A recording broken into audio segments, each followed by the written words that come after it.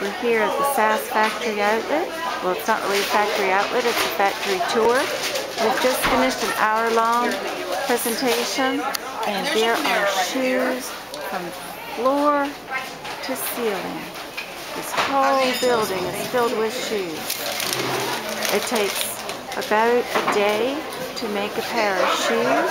They make 260 pairs of shoes every week. And it's just shoes, shoes, and more shoes.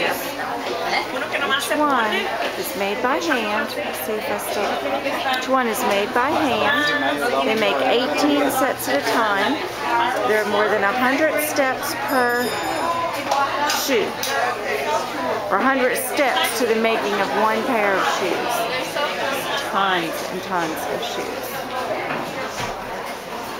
There's Lora.